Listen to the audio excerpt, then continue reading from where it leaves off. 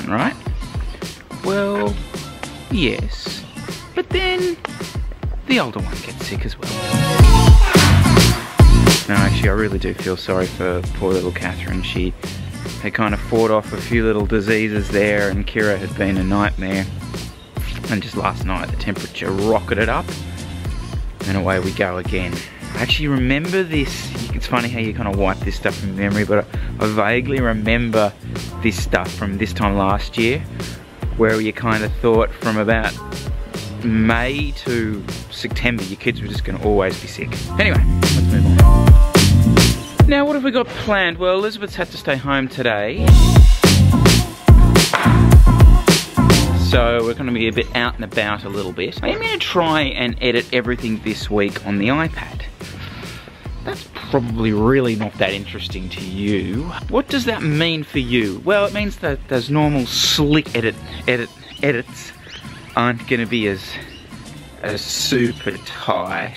Professional Miller graphics might just be a little bit different, and you might find the odd cut. Just not be. I'd love to be able to do some of my editing on the run, especially with the weeks, especially with the races coming up over the next few weeks and months where we'll be on the road a bit.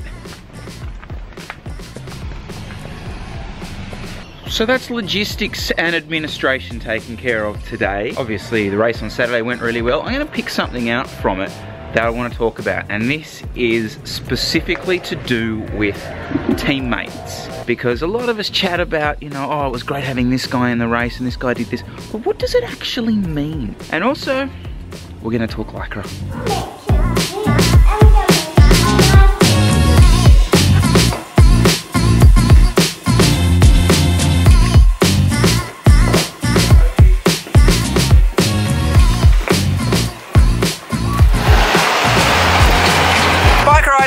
Importantly, Saturday cleared up the most important debate raging. Which bar tape is faster, orange or yellow? Well, that got settled pretty easily. And yeah, look, I want to talk about Lycra. Surprise, I want to talk about Lycra. Specifically, leg warmers and arm warmers. Oh, this is so interesting, isn't it? Actually, probably not a good spot to talk. As you may remember, first version of our arm warmers were a bit of a slop. And it was a complete mystery to me why that was the case, because all the measurements were spot on with some of the samples that I was running from the factory, and I could not work out why I had all this extra material.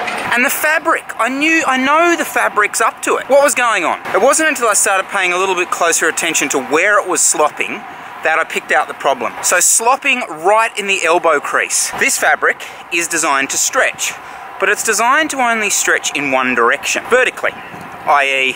when you pull them on, they don't stretch for width, because you want a nice compressed feel.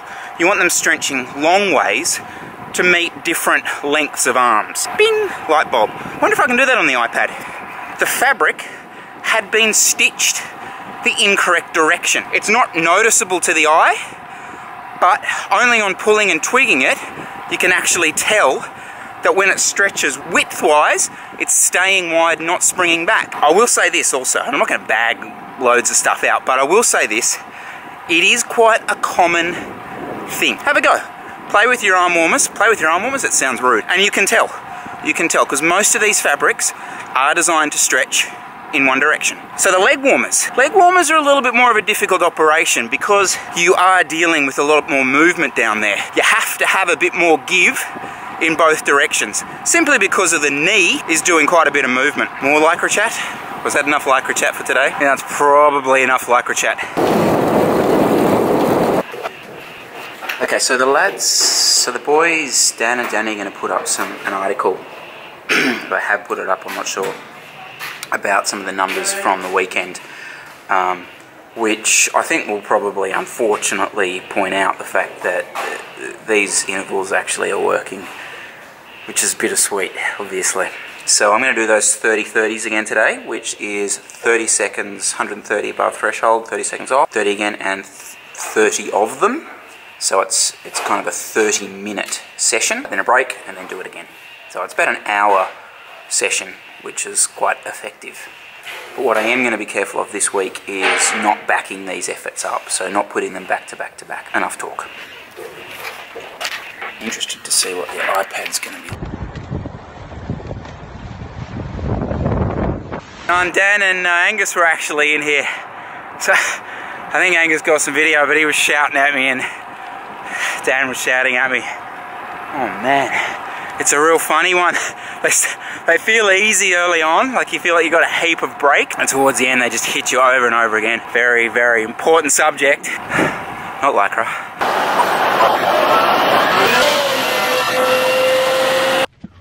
What do you think? A different venue. Temporary. Very temporary, unfortunately. Almost, no, actually not that close to the office. But we're getting there. We are getting there.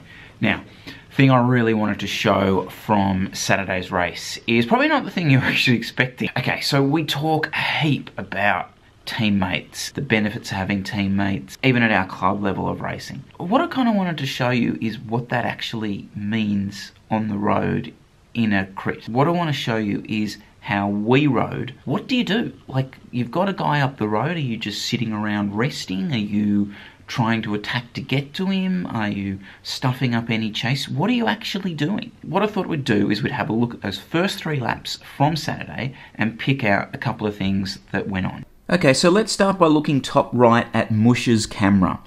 Now, he is, as I said, he's now bridging to the front guys, Michael Potter and Alex Naz, a Manly and a Northern Sydney rider. So we don't have an SU Villa rider. Moosh, who is going to bridge to the front of the race there in the next couple of 100 metres, is going to make it. Now let's see what Jesse and I do.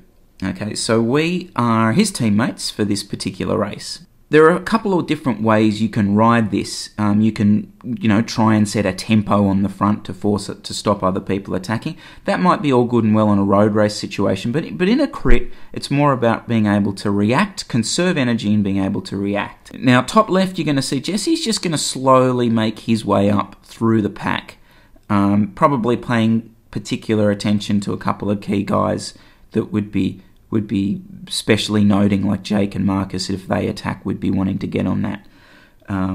Myself, now I'm going to roll through second wheel here. And again, this is giving me a good position to be able to react to anything. Now you can see here comes an attack on the right. There's an attack from Marcus. Now I didn't have to really do much there. I was allowed, because I was sitting second wheel, the guy who was on the front there did a little surge, and that just afforded me the luxury then. Look, my watts dropped pretty much straight back down.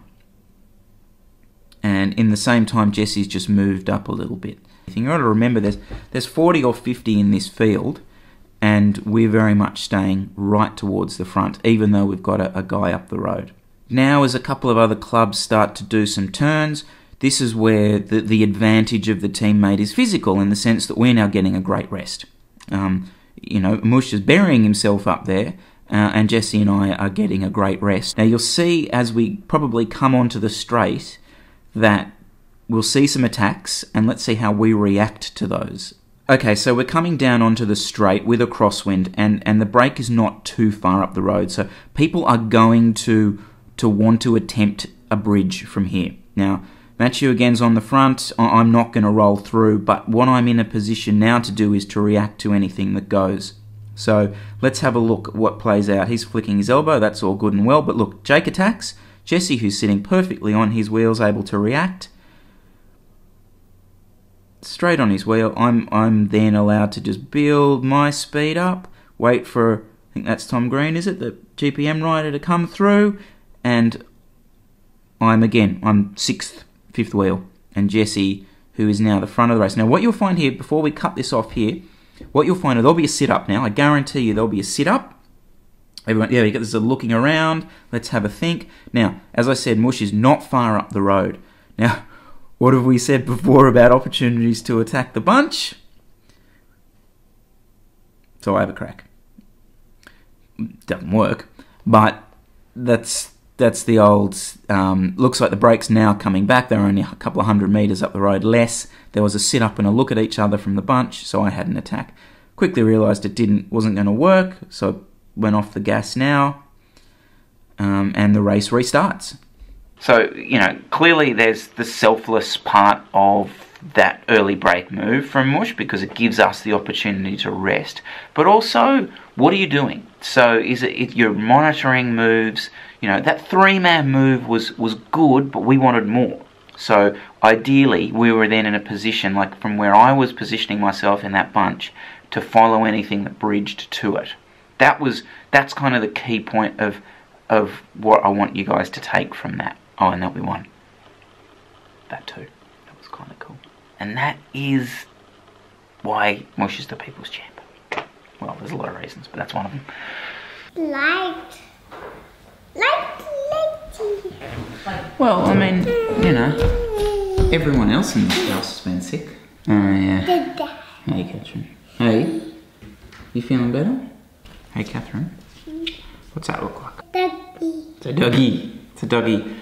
The guys that this has been too long, but we got there eventually. A few people with their Deca kits ordered space layers. They've finally come in. They're on the way to you. We'll work it out as we go. Gonna edit this on the iPad. Did I mention that?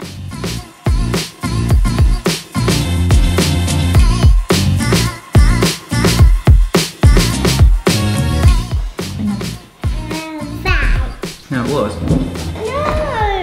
I'm not having a go at you. I'm just saying that's what it was.